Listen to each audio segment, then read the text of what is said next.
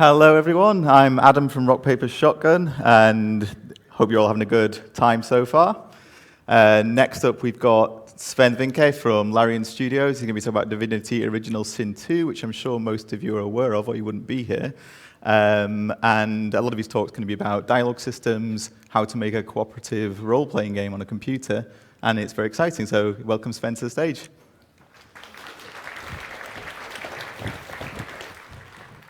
Hello, everybody.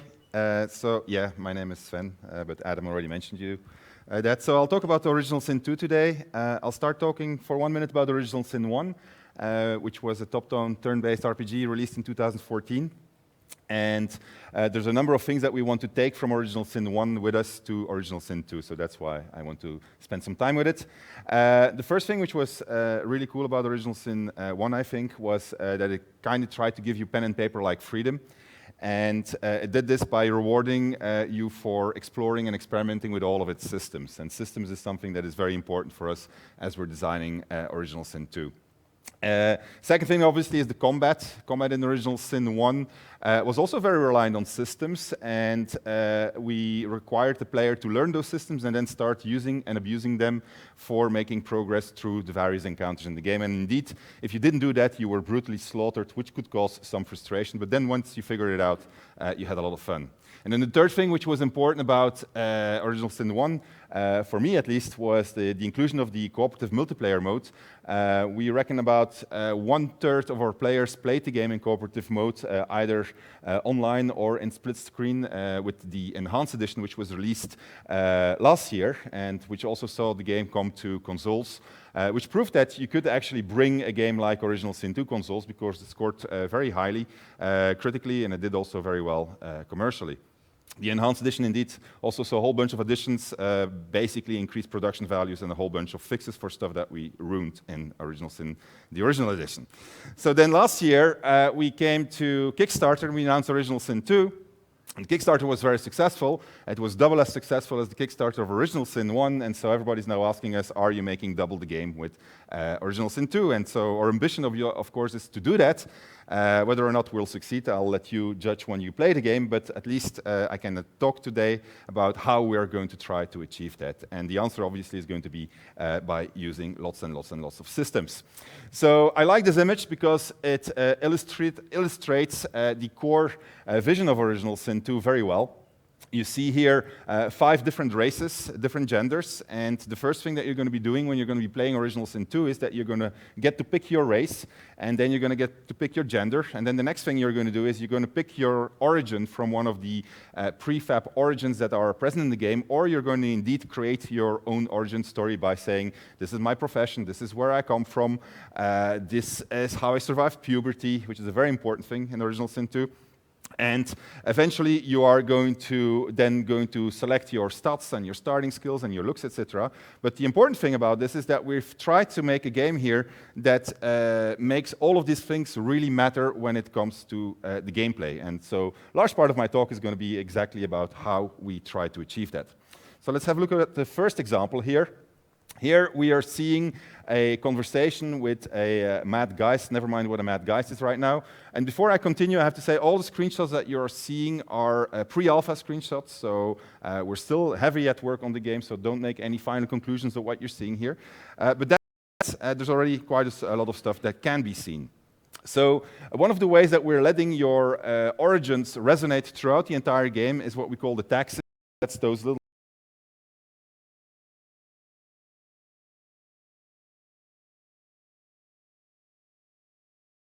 going to see here we see a dialogue with a lizard. You can't see it very well because the lighting is a little bit off in this particular scene. But currently, my human warrior Ifan, or actually my human rogue Ifan, is talking to the lizard Dalios. That's the guy, the lizard there, and then the left middle of the screen kind of thing. And he's a racist. He doesn't like me. He calls me Pinky. But if I talk to him with my lizard, who's also in my party, I get a completely different conversation. So in previous dialogue went in a different way because he was not going to talk to me unless I might have had used my soldier tag that you saw there, because the guy is also a soldier, so he might have had a little bit more respect for me. But here, since I'm a lizard, it's like, hey, you're a lizard too, and we're in a place where there's not a lot of lizards, so let's talk about lizard things. And then you also see I have that little tag Red Prince there, which is my origin story for this particular character, so I would have gotten even more options if I would be a Red Prince lizard in this particular dialogue. So dialogues change depending on who you are, what you've done before, based on what tags you've created during character creation, but also accumulated as you were going through the game. But there's more that we're doing with it. I mentioned, so this is really a pre-alpha screenshot, like pre-alpha screenshot, but I wanted to show it because it illustrates well how the dialogue tag system is being used for the origin stories. So here we're seeing my origin of being, well, actually here we're not seeing any origin story be affected. I'm a dwarf, I'm talking to a lone wolf. Lone wolves are a kind of mercenaries, if you want. And I found them at an abandoned livewood sawmill, and they are not going to let me in unless I would manage to convince them, which I might do by sneaking in or trying to kill them, or indeed by talking to those ghosts over there and then figuring out something that might convince them. Or if I'm Ifan and I approach these guards, I will be recognized as Ifan because I used to be a lone wolf myself, and so I'm going to get, again, completely different dialogue options. Okay. Now, we crafted all of the origin stories that are present in the game such that often there would be conflicting interests. So that means if you are the Red Prince and another Adam, for instance, is Ifan, then we will often find, as we're playing through this game, that we have conflicting interests in the world, and this will obviously lead to discussion. Now, the best example here is, like in Original Sin 1, you have a discussion system, so you can role-play your conversations, you can role-play your discussions with each other. And the way that it's going to work is a bit different than we did in Original Sin 1, and I'll give you an example. If we, for instance, take a body which I find on the beach somewhere, there's multiple things that I can do with the body. I can, for instance, loot the body. I can decide to bury the body with respect. I can just let the body lie there and say, I'm not going to touch it, maybe I'll get a disease. Or I can eat the body, should that be my thing. And two characters in the party might say, it's okay to loot the body, and the third one might want to bury it, and the fourth one might want to eat it. Now, the character that initiated the interaction with the body would be the one that gets to make the final decision, but he'll know what the opinion is of the other characters, be they humans, which is the case in multiplayer, or be they NPCs controlled by an AI. And then, as you know what they're going to think about it, you make your decision, and so you might upset somebody, you might not upset somebody, and that's going to affect your relationship that you have in the game. And so, indeed, in Original Sin 2, there's an entire relationship system, and it's going to evolve in function of the decisions that you take, and obviously you will never be able to please everybody, so you're going to have to make some interesting choices, and then hopefully some interesting narrative comes out of that. Okay, so that's the conflict thing. So further on, we have other gameplay impact of the choices you make in character customization. So it's not only the tags and the dialogues that we have. If you, for instance, are going to select that you're going to be an elf, then you're going to get racial skills which are linked to being an elf and that are exclusive to an elf. So that means that our elves are a little bit different than the stereotypical elf because we revamped the entire lore of the game. We also took the time now to be really consistent in the world that we've been creating, something that we were a little bit guilty of not doing in the past. But here you'll find a well-grounded world, and in that world, elves have the ability to memory eat. And memory eating basically means if you eat somebody's limbs, then you're going to discover what those memories are. And that is not just a gimmick, it is a systemic, just like we had systemics like animal empathy in the previous game, that goes from the very beginning of the game all the way to the end of the game. So if you don't have an elf in your party, you won't be able to eat limbs. If you have an elf in your party, you will be able to eat limbs, and then you'll discover things. So for instance, here we learn something about a dead magister named Atusa, something that we might not have learned, and that's going to lead us to all kinds of secrets, and etc., etc. Another racial skill, although that one is still being debated, is dwarves are smaller than lizards, so they're better at hiding. So this particular dwarf is pretty good at sneaking, and so again, the choice of playing as a dwarf or using my dwarf in my party gives me extra abilities that I wouldn't have with the other characters. And so like this, we try to make those choices you make in the beginning very important during gameplay. So this allows us to do all kinds of things, and it's going to lead up to my main point. here we're going to see 4 situations, right? So I have my elf here, and she is discussing elvish songs with a dwarf, because obviously she's an elf, so she'll get an elvish dialogue with that particular dwarf. Now here I have Ivan, my very strong marauder, and he is trying to console a child who is afraid of humans, because humans are pretty bad in this particular part of the world. We are in a ghetto named Fort Joy, and our main mission right now is trying to escape from Fort Joy. We've been locked up here in Fort Joy because we're special, and the other people around us are also special, and the evil guys want to do evil things to the special people. So I can try to console her, so he's doing that. Third one is my lizard managed to get into the place where the magisters are, actually, the guards of this particular fort, and he did this while teleporting and invisibility spells, so he now has to make sure that he's not going to be seen by those 2 magisters, and he's going to discover all kinds of gameplay that somebody who wouldn't sneak inside of the fort would not see. And then fourth, we have our dwarf who used her superior sneaking abilities. She went through the cellars, through the sewers, and discovered the boat. And so if she's going to take the boat, she's going to be able to take Fort Joy, escape from Fort Joy, potentially leaving the other 3 behind, or obviously then teleporting her, them using, for instance, the teleporter pyramids to her, and that way use her sneaking abilities to make the escape of Fort Joy a reality. Now, what's the cool part about this is that you can basically separate your party in single player, and the characters can just go all over the place, do individual things that affect the other characters. So, for instance, I might clear the way by, let's say, talk to an NPC, take him with me, and that way another NPC will be able to go through that particular area, and like this we will make progress in ways that even us as developers cannot imagine for getting out of Fort Joy. But the really cool part about this is that since we have all of these systems in play that allows you to select any of your characters and talk with any NPC as one of those characters, and that we support the fact that you can be anywhere in the world separately from each other, means that we now have everything that's necessary in place to make a very cool multiplayer game, and indeed give you that experience of playing in multiplayer, and that get you that pen and paper feeling while you're playing in multiplayer. So, and because we have all of these things in place and we have those origin stories, the step to make a competitive multiplayer game was very, very small. And it's not just a regular competitive multiplayer game, it is also a story-based competitive multiplayer game. I still haven't figured out the right term for it, so currently I call it narrative competitive multiplayer, but it's a mouthful, so maybe people like Adam will help me find better terms for it, because I need something. So let's give an example of competitive multiplayer, narrative, whatever. Our little dwarf found the boat. So she can say, you know what, my origin story requires me to go and talk to a particular NPC. And I know, or I picked up by talking to Ifan, that Ifan's origin story is that he needs to kill the same NPC. So we have a conflicting interest here. So I need to get out of Fort Joy before Ifan, who is a highly skilled assassin, gets to the NPC that I want to talk to, and perhaps maybe even aid. So I'm going to take the boat, and I'm going to leave all the rest behind, and I'm off in the world, and I'm going to have an adventure. I'm never going to see these people again.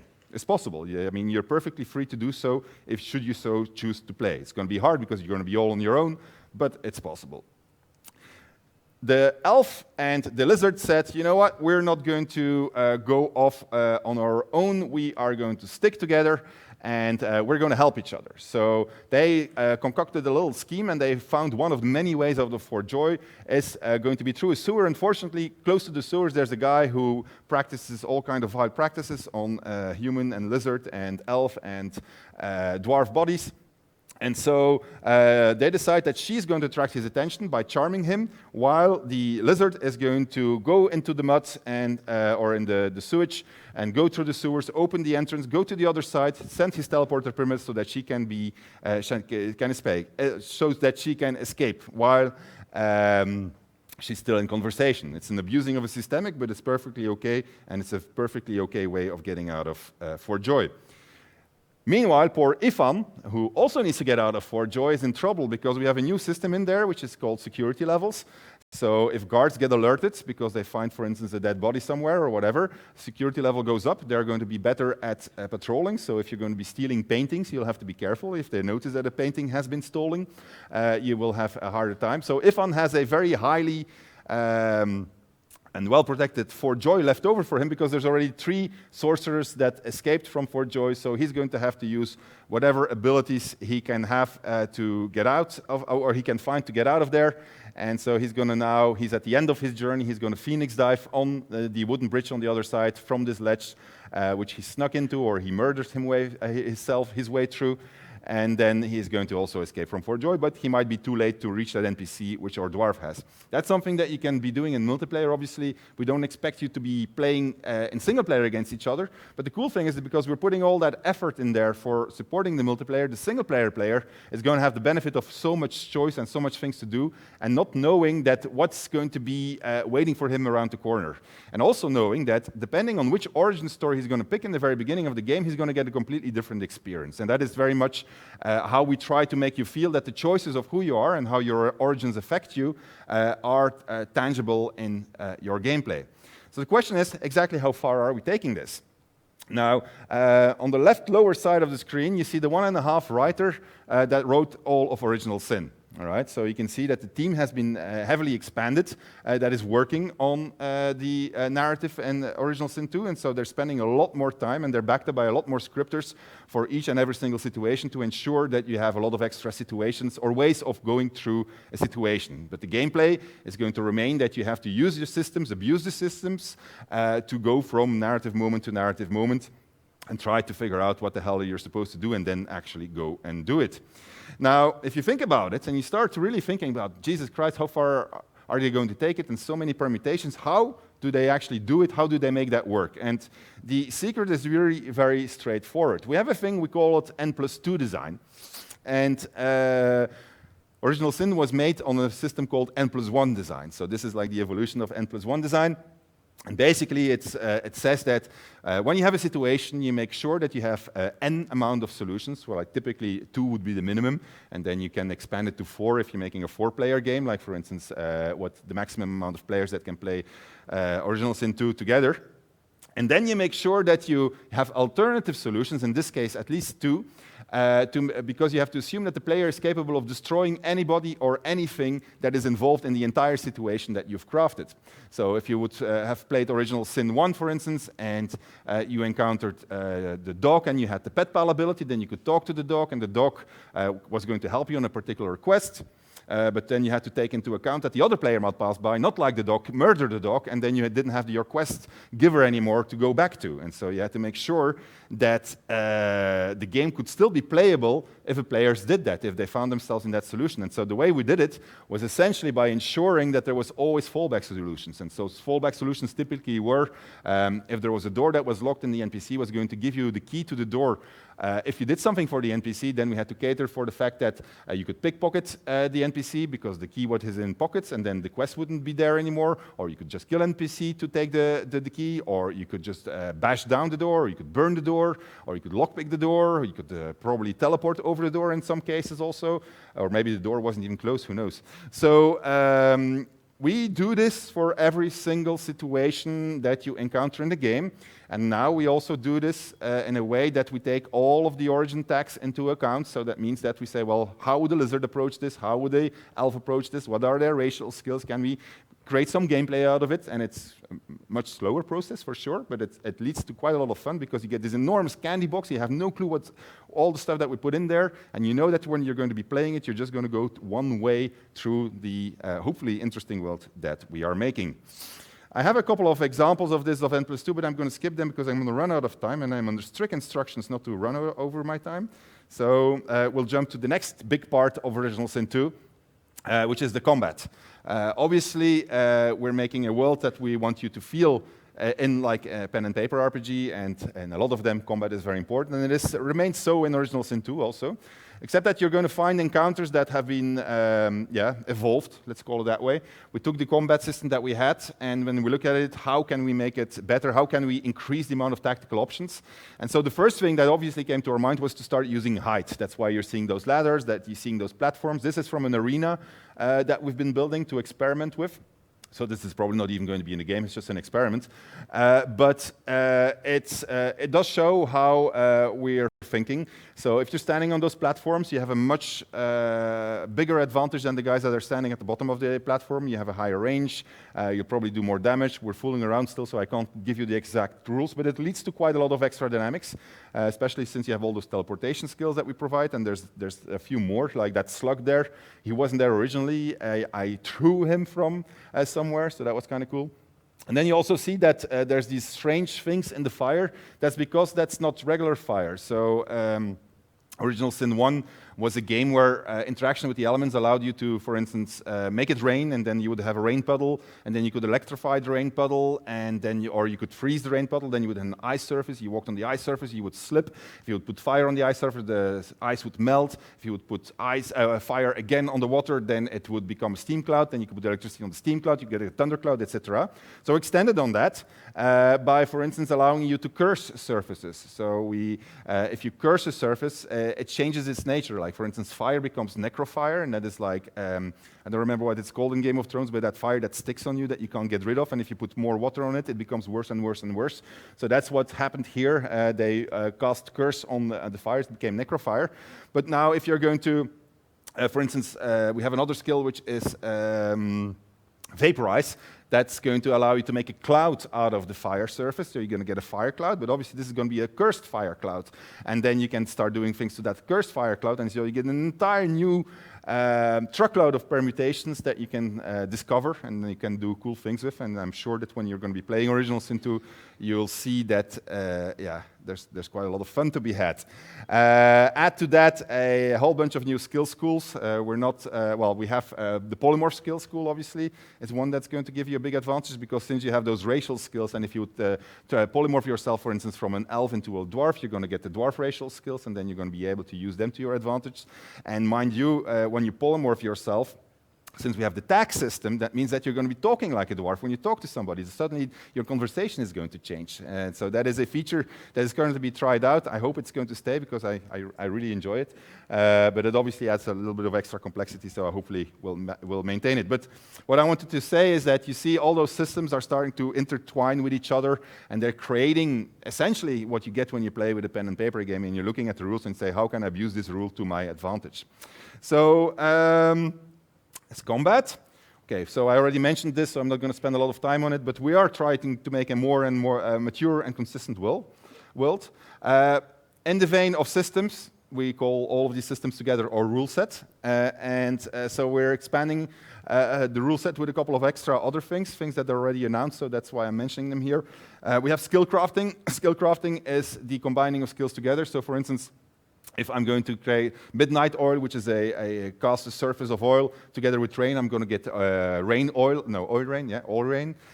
So oil rain can be very devastating if there's some fire in the environment. There just has to be one candle, and that's sufficient to lit the entire place on fire. And that can again lead to all kinds of interesting things. If you curse that fire, then you get cursed fire all over the place. Or we can also have cursed oil. And so, well, you can imagine, well, I'm not going to say what it is, but you will discover for yourself what cursed oil does. We also have Spirit Vision. That's actually one of our fallback solutions. Spirit Vision allows you to talk to ghosts. That's cool. But essentially, if you kill people, you're going to see ghosts appear, and then you can have conversations with those ghosts. It's a feature which is as well implemented, or even better implemented, I think, than our animal empathy or pet pal skill that we had in Original Sin, which is still present also, so you can still talk to animals if you have the pet pal skill. You can talk to spirits if you have the Spirit Vision skill, and like the example there was one which we showed in our Kickstarter for Original Sin 2 is there was this mare, and everybody was going on, oh, who killed the mare? Who killed the mare? But she still, who poisoned the mare and put her in a coma? Who poisoned the mare and put her in a coma? And so one way of finding out was killing her, and then talk to her ghost, who killed you? Oh, well, she said, you did. And then, who poisoned you? Well, that's a different story. So we have a Game Master mode. Many people are skeptical of our Game Master mode, including some of the writers at the RPS, but We are going to prove that it's possible to do this well. We are actually using the Game Master mode to improve the game right now. So we are playing our main campaign and using Game Master mode, so having a Dungeon Master like say, oh, this is cool, we can do these kind of things. Not going to say too much about it, but it is going to be really cool. And there's more, but we're not going to talk about that just yet. But all of this, there was one message in there, because I'm going to get at my end thing here, is that we're making a lot of systems. We're going to give them all to you to fool around with. We're using the systems to tell the story. Hopefully you're going to get it. And you're going to be able to play it in single player. You're going to be able to play it with up to 4 players, which is really a very different experience, because you get that same strong narrative going on like we did in Original Sin 2 with 2 players. And you're going to find a beautiful world full of secrets waiting for you to be explored through. And then one thing I didn't talk about is that we're going to improve the modding abilities. It is quite a complex tool chain that we have to be able to make this game, but we're doing a lot of effort to make sure that more mods will appear for Original Sin 2 than did for Original Sin 1, which we didn't support sufficiently. But that was because we were developing the game so much, obviously. Voila, so that's it. So I guess we're about at the questions time, and I managed to do it in 27 minutes, so I think that it's very good of me. And so now, if there's anybody who has any questions, fire ahead. We're going to have a microphone. Oh, I'm on. Can anyone? No. Can you do one? Am I switched? Can I get a mic on? What's that?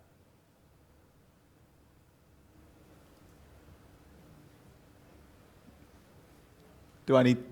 There we go. Hello. Yeah, we'll open up to questions, but there's one question that I want to ask first, because I think I was making notes, and this is the question that I think everyone should have in their mind. So we can talk to animals if we have the right skill, and we can talk to ghosts. Can you kill a dog and talk to the dog's ghost? Yes. Yes, you can. There you go. Yes, that was pretty important it was one to of the first establish things that came so, up. Yeah. So, one of the first things. So, yeah. Does anyone have a question they'd like to ask Sven? Yep. Do you want to come to the mic? And it better be about ghost dogs. Or cannibalism, because that was another thing. Cannibalism is pretty good. My question is, in multiplayer, do you also have Game Master mode? Could you have 5 people in multiplayer, including Game Master? So you can have 4 players, and then you can have a Game Master which is running that on top of it. Thank you. So you can have a lot of fun with it. And can you just talk a little bit about how Games Master mode works in general? I'm not one of the cynics, by the way, while I find somebody else. Anybody else? Yeah. I won't say about. I don't want to talk about Game Master mode yet, because we're still developing it. But it doesn't exist yet. I don't. My question is, in the last slide there's written about better modding. Can you elaborate a bit more on that? Because in the first game the tool set was kind of was a nightmare. difficult. Yeah. No, well, the thing is that we didn't have tools for everything in the first game. So, for instance, if you wanted to change just something simple as a health value, it was a nightmare to do that. And so in Original Sin 2, we're going to make those processes more streamlined, and we're also going to help you, because 90% of the mods that we see are straightforward things to do, and it turns out that in Original Sin's editor, those were the hardest things to do. And then the things that were really complex to do, we think are fairly easy to do, but they require quite a lot of dedication. So they are going to be better supported in terms of better documentation, but we're not going to change that. So we're going to focus dominantly on the simpler tasks, like I want to change the environment, I just want to add a character somewhere, I want to change stats, I want to rebalance skills, I want to add new skills, so we're going to put better support for that in place. But still, as I said, it is a very complex RPG system that we have. There's a lot of stuff that you can do. And we are not like thousands of people, of developers. So we're doing the best that we can in terms of supporting it. But we'll focus on the simpler things, and we think that a lot of people will, changing the walk speed was actually not so easy to do something in Original Sin 1, and that should actually just be one button and just hit the publish thing. So that's the thing we're trying to improve. Okay, anybody else? Could you explain a little bit more about the narrative competitive PvP mode? Because I'm struggling a bit as more or less a sort of single player gamer to understand how that would work in the context of an RPG where you've got fights, combat, bosses, Are you suggesting that the party can split up Yeah. at any time, or is Yes. it just for specific? No, you can split up at any time. Examples. You're completely free. So it's like if you would be playing a pen and paper game, that's what you would do. I'll give you another example. There's a place called Driftwood. And in that place, at some point, you're going to be asked by a guy, Riker, who has a really cool background, and you should talk to his animals. And seriously, he's really one of my favorite backgrounds, that guy. And so he's going to ask you to discover the secrets of necrofire and a nearby oil drill, abandoned oil drill, or whatever it's called, oil mine, oil drill place, anyway. So the medieval equivalent of oil drilling. And so a little bit later on, you're going to encounter Lillian, who is a dwarf, and she's going to ask you the same thing. And so you're going to be competing for a similar resource. And if you are going to be somebody who is loyal to the Dwarven Empire, you will be realizing who Lillian is, and then you will say, okay, well, obviously, anything for our Empress. Whereas if you're going to be Ifan, you're going to say to Riker, how much does it pay? Okay, and so now we're both interested in having that. And we can actually go and cooperate and fight all the baddies that you're going to find there, or sneak in, because we can, I think we can talk our way in also. And, but eventually we're going to get to the point where there's going to be this one thing which leads to the necrofire, and there's only one player that can have it. All right, so then we can fight each other, and then you will be knocked unconscious, and I'm going to take, and I'm going to go to Riker, and then you're going to stand up again, and then you can be really mad at me and say, you know, I'm not playing with you anymore, and you go off in the world, and then you see all these big monsters and say, I need help. And then you're going to send a war owl to the other guy, and he's going to say, like, will we be friends again? And then you'll end like this. So it's like this. And so there's a one mode, and we probably are going to release it, but I mean, this is not an official feature, but it's like, which allows you to play in single player against each other, because that's how we test it, right? But that's very schizophrenic, because you are like going against, it's like playing chess against one another. But it's kind of fun. So one of the things that you showed to me when I was over at the studio was you can give people health potions. So I've got 10 health potions, someone gets hurt, you can help people out by giving them health potions. You can also, I guess this is still going to be in there, because you can do item crafting. Say I've got a green potion, which is poison, I can dye it red and be like, here's a health potion, buddy. And then, you know. Oh, wow. So that kind of it's up to you. I mean, we provide you with the systems. Yeah. And so it's building on from the position in the first game, where if you set the personalities of your two team members in certain ways, they could not agree. Exactly. And you could not recruit a certain mage or something in your party because of what you'd already preset. That's correct. I mean, there it was very simple, and it was an experiment. But I mean, now you have these big origin stories with characters who really care about certain things, who really have a good reason for doing things. So now it's going to be like, this is really important for me, right? I'm not going to let you do this because it's really important to me. And then you have conflict, and conflict is the mother of all drama, and then we have fun. And how does that work then in terms of maps and areas, or is it not an issue because you've just got a very big... It's like the first map on Original Sin was very big. Yeah. So you have, it's the same principle. It's bigger a bit, but you have basically this huge map that you're playing on. We have a way of bringing you together at the end of that map. Then you have a second map, the same story again. So there is some gating to make sure that... Like, there's... And we've got more questions, so we've got a queue forming. Okay. So There's very little gating. Okay. Very little gating. Hello. Hi. You mentioned how there's a new security feature, and I'm wondering, because in the first game you're able just to absolutely loot and pillage everything, and then you'll just have everything set as on money. With the security feature, if you just steal someone's painting, would the resident of the house be able to know that that painting's That's gone? the idea, yes. Okay, right, Yeah. yeah. So his security level is going to go up, and he's going to start asking you annoying questions. Okay. But then you can talk to him, then the other guy can go behind him. Right, okay. And then the other thing I was going to ask is it actually true that nobody has many friends and man has many cheeses? I think that is a very well-kept secret in the studio. Okay. And the writer who wrote that is the one who's going to know the answer. I have seen a cheese document do the rounds, but I mean, I'm not in on it, so I don't know what they're doing. Cool. Thank you very much. All right, you're welcome. Yeah, I've got a question about the writing of the game, because it looks like it's a much, much bigger thing this time because there's more writers on board and there's a lot more choice. I was just wondering, what kind of things do the development team has to do in order to make sure that everyone is kind of writing consistently in the same character voices, or do you split it up, or is it? No, so the way that we are organized, we have our little groups, which is scripter and one writer together, so they're working on one zone.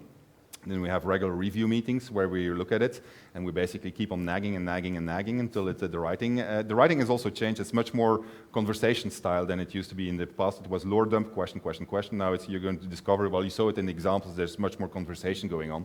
And then they have their rules. They have a whole bunch of direction rules which say, okay, well, this is how these guys talk, like the elves, for instance, speak in the present tense.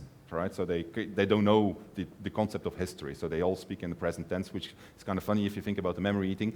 And so you get interesting conversations going on like that. And so, but it's something they struggle with daily. Because I forgot what the fancy term is for it, but Adam will know, the complexity, the grammar word complexity metric, you know that thing? Complexity metric. Yeah, that one. So it's something they talk about. Like there was we had two writers. Several of our writers are Irish. And then we have an American writer, and so there was this big thing going on. This is too complex, this is little, and you feel it, right? You see it in the end. And so they try to tune it to each other. But the fact that there's so many writers on board obviously also gives the NPCs that you're conversing with a lot of extra character. Okay, so just kind of just building more on the writing, just last little point. How long does it kind of take for all the writers to kind of put together a full game script? How long did it take last time, and how long do you think it'll take this time? We started on it more than a year ago now. And so we are at rewrite. I don't know. We have stopped numbering it, and that is because it's very complex, you know, because we don't know upfront how long something is going to take. Not necessarily in the making it, but of playing it. Like we got this for joy and say, oh, there's going to be 2 hours of gameplay. It's like X amount of zones. Players start playing, it's 6 hours. Fuck. All right, and then so you're constantly tweaking it, and then function of that, because other systems are being developed as you develop it. And so it's constantly being tweaked, simplified, but it gets tighter and tighter. And I think it's what we're heading now is the strongest that we've ever done. So hopefully but you never know. I mean, until the end of production might be that we have to like kill half of it. I don't know. We'll see. And we've killed a lot. One more, yeah. Thank you very much. Thank you. And this is the last question, sorry guys. Hiya. Hello. I was kind of wondering about how you guys go around developing systems that are almost required for the player conflict. It's like, I know in Original Sin, with conflicting decisions, used to have like a rock, paper, scissors type method. But why, so like, what other kind of ideas did you have instead of like maybe focusing on a stat-based system? Well, so currently what you're going to have is that you will know the opinion of somebody else, but you'll be able to make that decision. It changes the relationship metrics or stats that are going on, and that they in turn define where the relation heads, or whether or not there is going to actually be a relationship. So that's how you're going to feel it in game. And that is the dominant mechanic in single player, right? So, for instance, if there was an option, a love interest option, for instance, that's going to be cut short if you kill her dad, for instance. Well, I just made that up. That's not an option in the game. It's a bad idea to do so. That is basically the dominant mechanic that is present in there, how those relationships will evolve. The other thing that you're going to have is obviously you earn tags as you're playing also, right? So certain tags are harder, well, let's put it this way. I don't know, one origin has a much harder time getting into a good or an evil relationship with another origin, depending on what his origin is, right? So if I am, for instance, a lizard, I hate humans. It's just a thing I do. I hate them, right? So getting a meaningful relationship with a human going is going to be much harder for me. And so if I want to do that, then I will have to work on those metrics or those stats that are running behind the system to get a better relationship with them. I'm not answering your question, I know.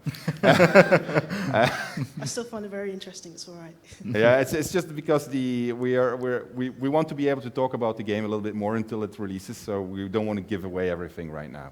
But we will for sure talk more about relations at a later stage. So keep on following us on those Twitter and Facebook things and stuff like that. Thanks. Looking forward to thank it. you. Hey, thank you very much. And if anyone did have questions, sorry you didn't get to ask them, but we're going to wrap up now. So thanks, Sven. Yep, thank you, Adam. Thank you. And the next talk, which is in, God knows, it's 20 minutes, so we're okay, is The Art of Firewatch. That's at 3 o'clock, so if you want that one, stick around. Or, well, I think you have to re-queue, don't they? But that's next up, so enjoy the rest of the show. Thanks, guys. Yeah, well done, Adam. You can see the biggest developers live and play a huge range of unreleased games at EGX 2016 in Birmingham from the 22nd to the 25th of September. The UK's biggest games event is going even bigger this year, with more space and more screens to make it our best ever. Play this year's hits first, see developers live, and check out the spectacular cosplay stage, gigantic retro selection, plus sessions and talks on getting into the games industry.